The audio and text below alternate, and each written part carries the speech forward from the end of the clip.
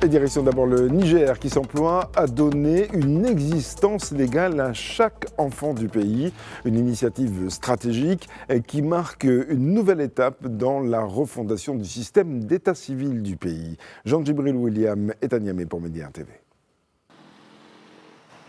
Ici à Niamey, les autorités viennent de procéder au lancement d'une campagne nationale visant à mobiliser les communes pour l'enregistrement universel des naissances.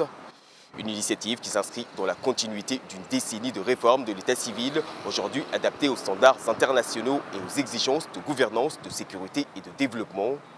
L'ensemble des 266 communes du Niger ont ainsi été invitées à accroître significativement leur taux d'enregistrement des naissances, une condition sine qua non pour garantir à chaque enfant une identité juridique ainsi qu'un accès aux droits fondamentaux comme l'éducation, la santé et la protection sociale.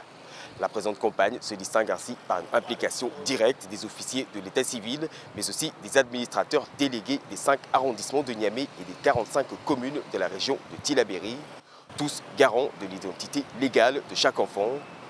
Au Niger, plusieurs efforts ont ainsi été consentis ces dernières années dans la modernisation du système d'état civil, avec notamment une informatisation des registres interopérables avec les structures d'identification. Néanmoins, plusieurs milliers d'enfants restent encore aujourd'hui sans acte de naissance, notamment dans les zones du pays encore touchées par l'insécurité. Jean-Djibril William, à Niamey pour Média TV.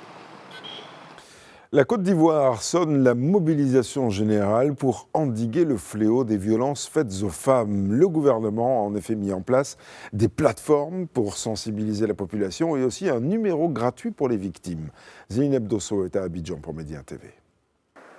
Ici en Côte d'Ivoire, en vue d'améliorer la prise en charge, 95 plateformes de lutte contre les violences basées sur le genre sont opérationnelles sur tout le territoire. Le numéro vert 1308 permet également d'orienter les victimes vers des services spécialisés. En 2024, plus de 1200 cas de viol et d'agression sexuelle ont été recensés en Côte d'Ivoire. Si Abidjan concentre une partie des signalements, les violences sont de plus en plus fréquentes à l'intérieur du pays. Dans le nord, plus de 150 cas ont été enregistrés pour la seule session judiciaire 2024-2025. Pourtant, plusieurs cas d'agression ne sont jamais signalés. À la campagne, les femmes manquent d'informations sur leurs droits et hésitent à franchir le premier pas. Les autorités insistent toujours sur la sensibilisation. Zeynep Dosso pour Média TV, Abidjan, Côte d'Ivoire. Et puis au Sénégal, une société de production cinématographique offre des formations gratuites aux réalisateurs et producteurs, et particulièrement ceux de documentaires. Formation à la technique du long métrage. Régis Moukala est à Dakar pour Média TV.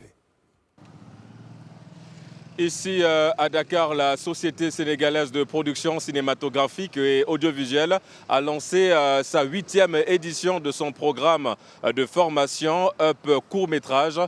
Pour la première fois, le programme s'ouvre aussi à des longs métrages ainsi qu'à des séries ou encore des documentaires.